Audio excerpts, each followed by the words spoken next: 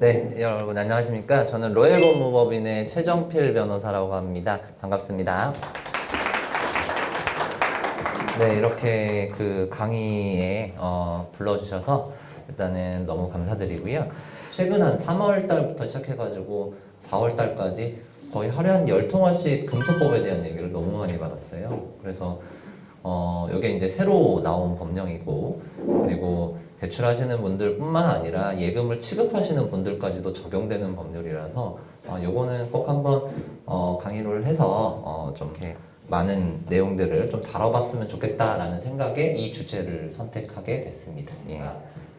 대출하시면서 이제 가장 좀 염두에 두셔야 되는 부분이라고 한다면 좀 짚어드리고, 그 다음에 이제 생각하시는 게 그거잖아요. 이제 요 규제를 하면 이제 그러면 대출을 취급 안 하고 예금도 안 하고 이렇게 해야 돼. 그게 아니라 이걸 지키면서 할 수 있는 방법이 가장 중요하잖아요. 그 부분에 대해서는 제가 팁이라고 말씀을 드리면서 그 부분을 좀 설명을 드릴게요. 그러면 조금 이해하시기가 편하지 않을까 생각합니다. 네. 예, 그럼 좀 시작할게요. 예.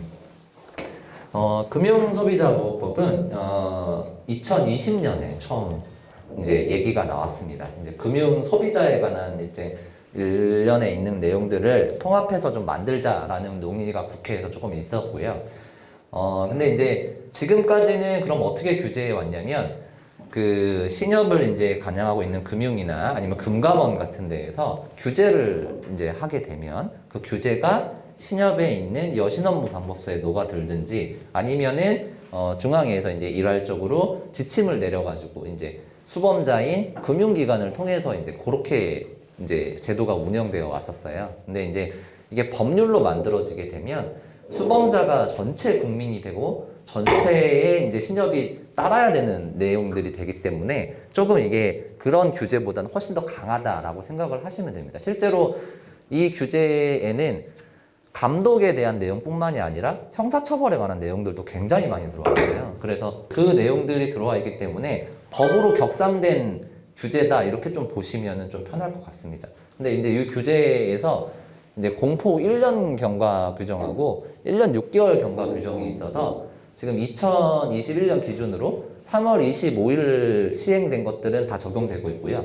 네, 9월 25일 적용되는 것들이 있어요. 근데 그것도 어차피 적용될 거니까 한 5개월 남았으니까 다 적용된다 이렇게 보시면 편할 것 같습니다. 네. 이 법에는 좀 그 법적 개념을 좀 많이 담고 있어요. 초반 이제 기본이 되는 법률이기 때문에 법적인 개념들을 조금 들어와 있는데 그 법적인 개념 중에 이제 금융상품이라는 개념이 있습니다. 금융상품이라고 한다면은 사실은 신협은 뭐 잘 알고 계시니까 우리가 판매하는 상품이 크게 이제 보게 되면은 예금도 상품의 일종이거든요. 예금도 있고요. 그 다음에 저희가 제일 많이 판매하는 게 대출 상품이 있고요. 그 다음에 이제 보험도 있을 수 있고요. 이런 일련에 있는 것들을 이제 금융상품이라고 부르는데 이 금융상품을 금융소비자보호법에서는 나열식으로 조금 이렇게 해놨어요. 그래서 보시면 은행법, 자본시장법, 그 다음에 상호저축은행법 쭉 나와 있는데 이 중에 사실 은행법은 신용협동조합에 포함되지는 않잖아요. 사실 별개의 법령이고 특수법령이기 때문에. 그래서 요 아래 바항에 보시면 유사한 것으로 대통령령으로 정하는 것 이렇게 돼 있는데 이 대통령령을 쭉 따라가 보면은 7호에 금융상품으로 금융위원회가 정해서 고시하는 것 이래서 위임을 타고 들어갔거든요. 타고 들어가서 이렇게 규정을 조금 해놨어요. 금융소비자보호법 2조 1호 과목에서 대통령령에는 신용협동조합법에 따른 예탁금, 대출 및 공제 이렇게 되어 있습니다.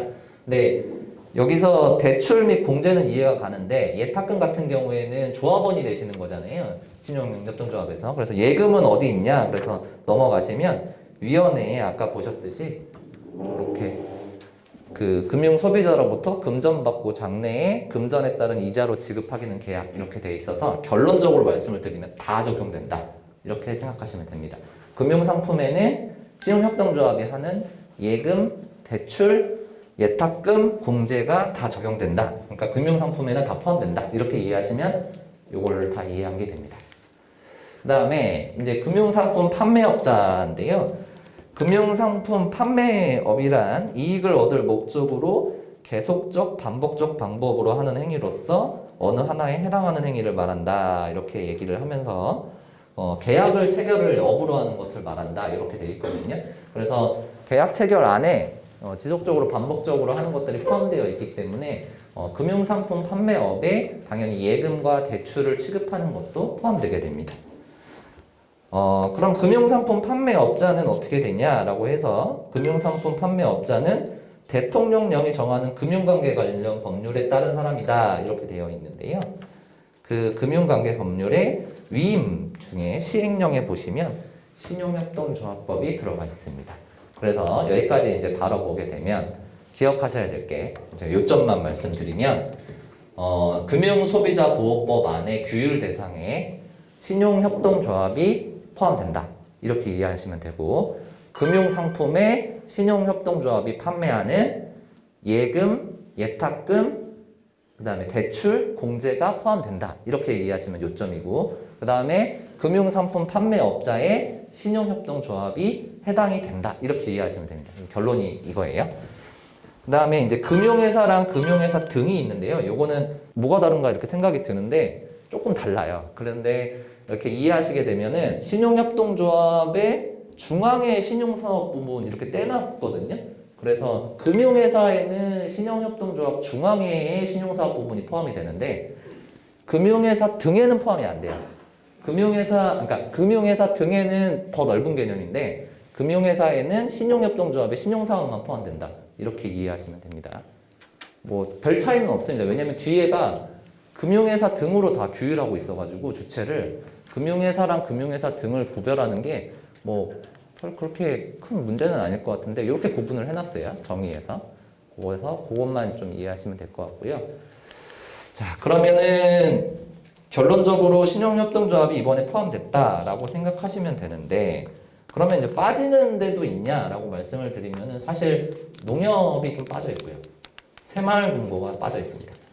그래서 요 은행을 제외한 첫 번째 이제 그 적용받는 게 신협이다 이렇게 보시면 될 것 같아요. 은행은 사실은 좀 많이 준비를 해왔기 때문에 지금 실제적으로 요 문제에 대해서 가장 관심이 있는 금융기관이 신협이다 이렇게 저는 생각을 하고 있습니다.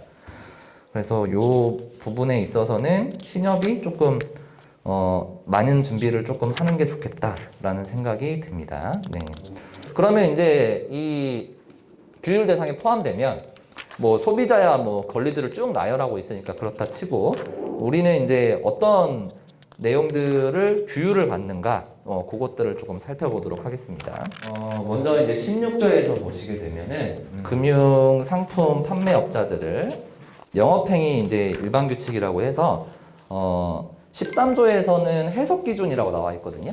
근데 13조의 해석 기준은 실제적으로는 어떻게 작동하냐면 나중에 이제 이 금융소비자보호법의 뒤에 가시면은 맨 뒤에 가시면은 손해배상 책임이라는 항목이 있어요. 그래서 소비자가 은행을 상대로 소송을 걸 수 있도록 이렇게 해놓은 것들이 좀 있거든요. 그래서 13조에 이제 해석 기준 이렇게 해가지고 이렇게 나온 것들은 나중에 소송에 가게 되면 어떻게 작용을 하게 되냐면 입증 책임과 관련이 되게 돼요. 그래서 보통 이제 입증 책임을 전도한다, 입증 책임을 완화한다라는 표현을 많이 쓰는데요. 이게 이제 많이 쓰여져 있는 게 제조물, 그 자동차나 TV 뭐 이런 것들에서 이제 문제가 발생하면은 소비자가 입증하기가 너무 힘들잖아요, 사실은. 그래서 제조물을 만든 사람이 네 제품이 이상이 없음을 입증해라라는 식으로 전환을 하기도 하거든요. 의료법도 약간 그런 경우도 있고요. 그게 지금 사실 여기 들어온 거예요. 그래서 어떻게 생각하셔야 되냐면은 앞으로 금융소비자가 뭔가 대출이 잘못됐다, 예금이 잘못됐다 해서 소송을 걸면 입증을 우리가 해야 돼요. 우리가 이런 서류 쓰셨잖아요. 이거 하셨잖아요를 저희가 입증해야 돼요. 그러니까 구두에 남은 진술이나 구두를 입증하기가 되게 힘드실 거예요. 예. 그러니까 입증 책임이 약간 전도되어 있다. 요거를 기억하시고 뒤에 나오시는 계약서나 받는 물건들이 다 서류화되어야 된다라고 기억하시면 좀 좋을 것 같습니다. 예. 그래서 그게 내용이 좀 있고요. 그 다음에 이제 16조에서 이제 관리 책임을 명시하고 있습니다. 그래서 요거는 사실은 조합이 좀 생각하셔야 될 부분인데 이게 내부 통제 기준을 만들어야 된다고 써놨어요. 그래서 금융상품 판매업자는 직무 수행할 때 기준 및 절차를 대통령령으로 정하는 바에 따라서 마련해야 한다 이렇게 돼 있거든요. 이게 9월 25일까지입니다. 그래서 내부 절차를 만드셔야 돼요. 그래서 내부 절차를 만드셔야 되는데 내부 절차가 상당히 많이 있습니다.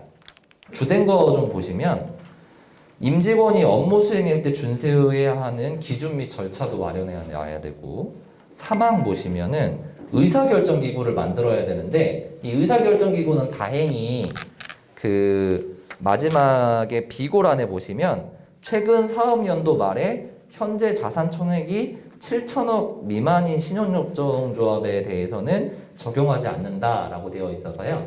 자산 총액이 7천억 미만이신 조합 같은 경우에는 그 의사결정기구, 금융소비자보호 내부통제위원회를 만드실 필요까지는 없는데요. 다른 조합, 이제 자산이 7천억 원 이상인 조합들은 반드시 만드셔야 합니다. 그래서 요 내부 통제 기준을 마련해야 된다라는 거는 어차피 이제 위에서 중앙위에서도 아마 신경을 쓰고 있는 부분일 것이고 조합 내부적으로도 관련이 있으신 분일 테니까 안 하고 계신 조합이 있다면 환기시켜 주시는 정도로 기억하시면 될 것 같습니다.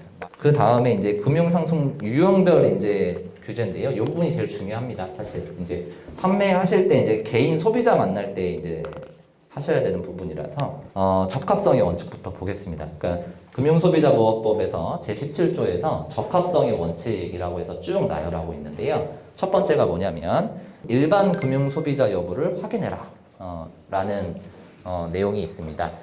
금융소비자보호법에는요, 일반 그 금융소비자하고 전문 금융소비자를 나누고 있어요.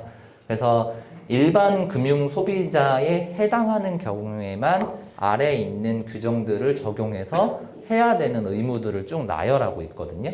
따라서 반대로 얘기해보면 요건 팁인데 전문 금융 소비자로 분류될 수 있는 소비자라면 적극적으로 분류하셔서 이 금융 소비자 보호법이 적용이 안 되게 할 수 있어요.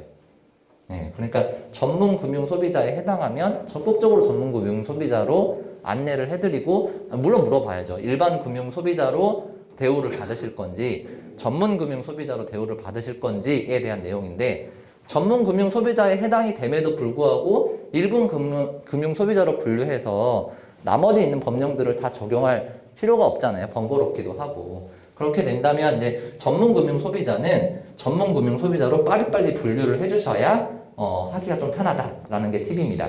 그러면 전문 금융 소비자란 어떤 소비자들이 좀 있냐라는 건데, 전문 금융 소비자는 법령에서 되게 많은 것들을 나열하고 있어요. 뭐 기준이 굉장히 많이 있는데, 개인 같은 경우에는 이제 연령, 그러니까 나이가 너무 많지 않거나 아니면 재산 상태 뭐 이런 것들도 좀 보고 하는데, 이제 법인으로 대출을 많이 하시니까 보통 법인으로 대출을 하실 때에는 가장 중요하게 제가 본 그 요건이 상시근로자 5인 이상.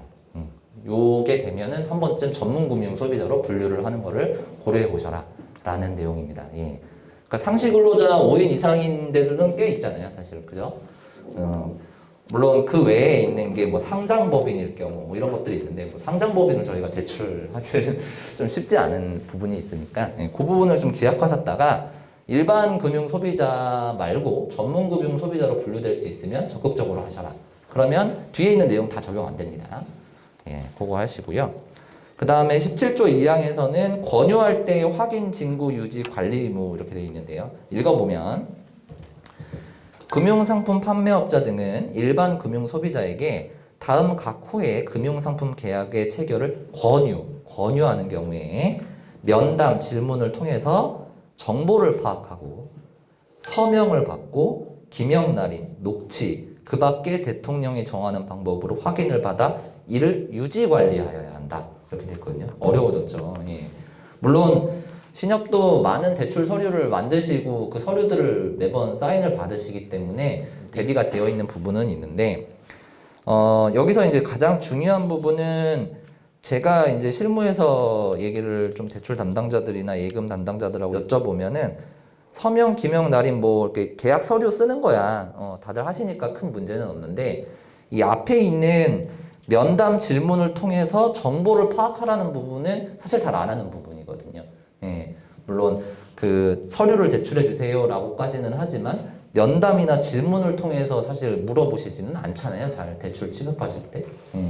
그 부분이 조금 걸려서 특히 요 대통령령을 살펴보면은 대출성 상품에 대해서는 일반 금융 소비자의 재산 상황 그리고 신용 및 변제 계획 이렇게 되어 있습니다. 그래서 사실 이 내용은 서면으로 받거나 아니면은 보통 면담 질문을 통해서 잘 안 받기 때문에 이런 내용들을 조금 녹음이나 이런 것들로 확인해 놔라라는 측면이 있다. 좀 까다롭죠? 이렇게 돼 있다고 생각하시면 될 것 같습니다. 정리해 보면 요거는 권유에 대한 거잖아요. 뒤에 가면은 계약 체결할 때도 나오는데 이거는 권유할 때, 그러니까 예금을 받으세요, 대출을 받으세요 라고 하는 게 권유거든요. 그러니까 권유랑 체결은 조금 다릅니다. 그 권유를 할 때 지켜야 될 게 있는데 그 지켜야 될 게 첫 번째 면담하고 질문에서 이 사람의 상황을 확인해야 된다. 그래서 그 상황 확인해야 되는 게 몇 가지가 있는데 재산 상태, 연령 이런 것들, 그 다음에 상황, 목적 이런 것들을 반드시 확인해야 된다. 라는 게 법에 들어와 있다는 거예요. 그거 기억하시면 되고 그 다음에 이러한 모든 파악하는 정보들은 서명받고 기명날인받고 관리해서 자료로 관리해야 된다는 거예요. 그 다음에 넘어가서 부적합 계약 체결 권유 금지, 이것도 권유죠. 예. 그래서 금융상품 판매업자는 일반 금융소비자에게 아까도 말씀드렸듯이 지금 수범자가 다 일반 금융소비자 이렇게 돼 있잖아요. 대부분 다. 그래서 아까 말씀드렸듯이 전문금융소비자로 분류될 수 있으면 굉장히 편해집니다. 예. 그래서 전문금융소비자에 해당하는지 여부를 살펴보시는 게 상당히 좋다라는 거고요. 일반 금융 소비자에게 적합하지 아니하다고 인정되는 계약 체결을 권유해서는 아니 된다.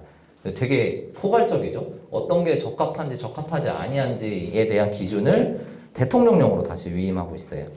대통령 위임에 보면은 제일 이제 문제되는 게 대출성 상품의 경우에는 금융위원회가 정하여 고시한 바에 따라 일반 금융 소비자의 정보를 파악했는데 그 파악한 결과 상환 능력이 적정해야 된다라는 거죠. 그러면 이 상환 능력에 대해서는 어떻게 판단하느냐? 감독 규정에 보시면 다음 사항을 종합 고려해서 평가해라 라고 하면서 1번이 거래 목적, 2번이 원리금 변제 계획, 그 다음에 신용, 재산 상황 및 고정 지출, 연령 이렇게 고려하라 라는 내용이 들어와 있습니다. 따라서 대출계에서 이제 여신을 올리실 때에는 요 기준과 항목에 맞춰서 조금 올리시면은 조금 편하지 않으실까라는 생각이 들고 예외 규정으로 그 밑에 단서 조항에 보시면은 어느 하나만 고려해도 된다라는 규정이 있기 때문에 그 중에 이제 가장 강하게 판단되는 부분들도 고려하시면 될 것 같아요. 예컨대 사실 이제 저희가 제일 많이 하는 대출 상품은 담보대출이잖아요. 예. 담보대출은 사실 LTV를 가장 중점적으로 보게 되는 것이지 그 LTV 외에 있는 이 돈을 언제까지 변제하겠다라는 상환 스케줄을 보는 건 아니에요. 반대로 얘기하자면은 PF나 프로젝트 파이낸싱이나 이런 것들을 할 때에는 사업의 종결과 끝이 있기 때문에 그 끝을 보고 현금 흐름성, 그러니까 그 사업에서 발생하는 현금 유동성과 현금 활동이 얼마나 종결까지 이루어지느냐, 상환이 되느냐, 그걸 보고 이제 대출을 하는 것이고, 그래서 담보대출하고 이제 사업과 관련된 대출은 약간씩 다르잖아요.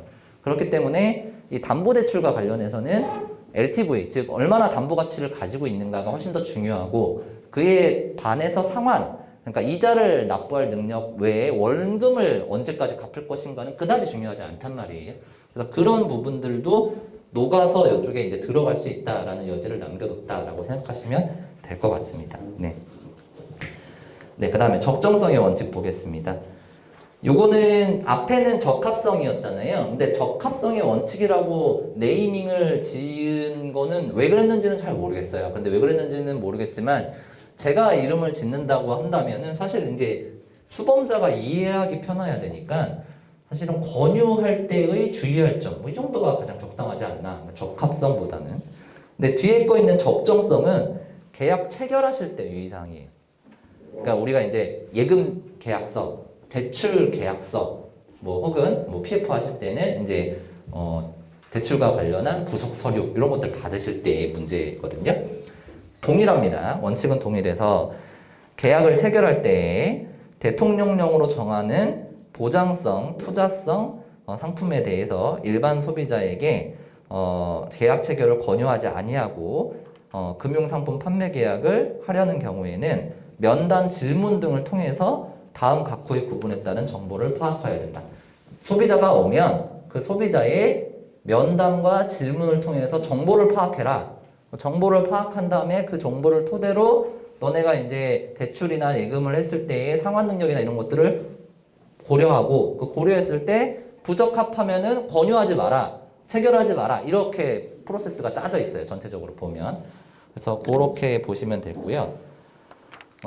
그 다음에 통지 확인 의무도 있습니다. 금융상품 판매업자는 확인한 사항을 적정하지 않다고 판단을 하게 되면 확인을 받아야 된다. 이런 내용이 있어서 통지 또는 확인까지도 해줘야 된다. 이렇게 되어 있고요. 그 다음이 설명 의무가 있습니다. 이거 좀 주의하셔서 보셔야 되는데 금융 소비자가 와서 이것 좀 설명해 주세요 라고 하면 그 내용들을 설명을 해야 된다라는 부분이에요. 뭐 이런 되게 간단한 부분인데 이게 이제 국회에 이제 들어와 있을 때 이제 소비자들이 가장 원했던 게 물론 이제 저도 이제 대출이나 이런 것들의 업무의 프로세스는 잘 알지만 이게 이제 너무 이렇게 쭉 간다는 거죠. 서류를 한 10장 쌓아놓고 그 서류에 이제 날인을 쭉쭉쭉쭉쭉쭉 하는 이제 대출을 받으실 때, 계획금을 하실 때, 그리고 나서는 안에 있는 내용은 잘 모르겠다. 이렇게 되는 경우들의 소비자가 많아서 그래서 이제 설명 의무라는 걸 넣어놨어요. 근데 이제 저희도 이제 그 일반 고객들이 오셔가지고 왜 이제 예금이나 대출에 이제 가게 되면 서류를 이렇게 많이 작성하고 그 서류에 대해서 왜 도장만 찍고 이렇게 되느냐 이렇게 물어보시면은 너무 많은 이게 금융산업이 규제산업이잖아요. 그래서 규제가 너무 많이 들어오다 보니까 양식이 계속 하나씩 추가되시는 거잖아요. 그래서 이제 사실 그 양식을 추가해서 이제 받기 때문에 서류가 많아진다라고 말씀을 드리는데 이제 그걸 설명할 의무까지 이제 넣어놓은 거죠. 그래서 이제 사실은 이제 받으실 때 물론 여기 앞에는 설명을 요구하는 경우라고 되어 있거든요. 설명을 요구하는 경우라고 되어 있기 때문에 근데 제가 아까 말씀드렸잖아요. 그 입증을 금융기관이 해야 된다고 말씀드렸잖아요. 이게 제가 제일 우려되는 부분인데요. 예컨대 제가 예금을 가입하거나 아니면 보험을 신협 가서 가입하거나 대출을 받았다가 이게 싫어져요. 변심이 돼요. 변심이 되면 이제 어떻게 나올 수 있냐면 너 잘못했잖아. 너 담당자 누구누구 너 잘못했잖아 라고 이제 걸고 넘어가시는 분이 생길 수 있단 말이에요. 그래서 생겼을 때 가장 쉽게 걸고 넘어갈 수 있는 부분이 이 설명 의무예요. 이거를 적용되는 거를 이 설명 의무를 다른 법령의 다른 걸로 좀 설명을 드리면 의사가 진료 행위를 해가지고 과실이 생겨서 이 사람이 죽을 수도 있잖아요. 그죠? 그렇게 됐을 때 손해배상이 들어가면 그 손해배상이 들어갈 때의 방향성이 크게 두 가지가 있습니다. 첫 번째는 너의 과실로 인해서 사람이 뭐 다치거나 죽었기 때문에 그에 대한 손해배상을 해내라. 이런 방식이 있어요. 근데 생각만 해도 되게 어렵죠. 왜냐면은 얘의 진료 행위로 인해서 다쳐서 죽거나 다쳐야 되잖아요. 그럼 이걸 입증해야 되거든요, 다. 그러니까 이게 되게 어렵단 말이에요. 그래서 다른 방식으로 소송이 또 들어가기도 하는데 이 수술을 받거나 이 진료 행위를 할 때 사전에 충분한 설명 행위를 하지 않았다라는 형식으로 소송이 들어가기도 해요. 그래서 이제 저희가 의료 진료 시의 설명 의무라고 하거든요. 그래서 수술을 해보셨는지 모르겠지만 이제 부모님이 수술하시거나 그러실 때 보면은 보호자들 오라고 오셔가지고 사인 하나 받으실 거예요. 네, 그게 설명 의무거든요. 그것 때문에 받으시는 거예요. 의사 원래 없었어요. 원래 없었는데 이제 소송과 관련돼서 생긴 건데. 제가 우려하는 부분은 사실은 이 부분 설명 의무가 들어와 버리면서 소송의 형태가 내가 이 대출이나 예금으로 손해를 받지 않았더라고 하더라도 설명 의무를 너네가 위반했기 때문에 소송을 걸려 여지가 충분히 있다는 거죠. 네. 그러면 아까 전에 있던 입증 책임 전도까지 합쳐서 보게 되면 와서 설명해달라고 하지도 않았는데 소비자가 와서 설명을 안 해달라고 했는데 지나놓고 나서 생각해보니 나는 설명해달라고 했는데 얘네가 안 해준 것 같아 라고 생각해서 설명 의무 위반을 걸면 이 사람이 설명해 달라고 얘기하지 않았습니다를 입증해야 돼요. 되게 어려운 일이잖아요. 이쪽에선 주장을 뭐라고 하냐면 소비자는 내가 이 상품에 대해서 충분히 설명해 달라고 했는데요. 설명을 제가 못 받았어요. 돼요. 그러면 설명을 하지 않았다라는 팩트는 둘이 뭐 다툼이 없다고 가정을 하고 그럼 이 사람이 설명을 요구했느냐 요구하지 않았느냐라는 거에 대해서 다툼이 생기면 금융기관이 불리하다는 거죠. 이 사람이 설명한 적이 없어요 라고 하는 걸 우리가 입증해야 되니까. 그래서 이 얘기는 반대로 얘기하면 다 설명해라는 얘기랑 똑같다는 거예요. 이게 문제가 생기면. 예. 그러니까 처음부터 끝까지 안에 있는 내용을 다 설명하면 그럼 문제가 없잖아요. 근데 설명을 안 했는데 그 설명을 안 한 이유가 이 사람이 설명해달라고 안 해서요 라는 건데 이 사람이 설명해달라고 했어요 하면 사실은 입증하기가 좀 어렵다는 거죠. 예. 그래서 그런 측면이 좀 있다. 그래서 당분간은 사실은 대출 계약이나 예금 계약을 하실 때 여기 사인하세요가 아니라 조금 설명을 곁들여서 하시는 게 안전하겠다 라는 판단이 좀 듭니다. 예. 안에 있는 내용을 개략적이라도 좀 주요 조건이라도 얘기를 해주시는 게 낫겠다라는 생각이 좀 듭니다. 네. 최근에 제가 이제 질의받고 최근에 이제 민원이 올라와서 이제 금감원에서 이제 해결해라라고 했던 신협에서 그래서 제가 이제 의견서를 좀 써주고 해가지고 민원인의 민원을 마무리했던 그 사건을 조금 소개해드리면 민원인들이 요즘에 굉장히 이제 자주 뭔가를 잘 알아봅니다, 진짜로. 요 금융소비자보호법도 오늘 이제 얘기를 하시면서 이게 계도 기간이 있을 거예요. 그래서 한 6개월이나 1년 정도는 감독기관청이 아마 수시로 이제 감독을 하더라도 주의 정도로밖에는 안 주실 건데 이게 한 1, 2년 지나면은 이제 그때부터는 이제 감독기관이 잡을 뿐더러 민원인들이 아마 민원을 제기할 거예요. 이번에 나온 민원은 뭐였냐면 금감원에도 민원을 넣고 신협중앙회에도 민원을 넣고 뭐 여러 군데 다 민원을 넣은 사건인데 담보부동산의 소유자는 이제 80이 넘으신 노인이셨습니다. 노인이셨고 대출을 한 사람은 그 노인이 지분 30%를 가지고 있는 법인이었어요. 그리고 그 법인을 차주로 삼고 이 신규 SPC 법인이기 때문에 그 신규 SPC 법인이 이자나 상환계획이 부적당할 것 같아서 그 모기업에 해당하는 여기에 이제 나머지 70%나 뭐 이런 지분을 가지고 있는 모기업에 해당하는 실제 영업을 하고 있는 회사가 이자 지급 보증을 했습니다.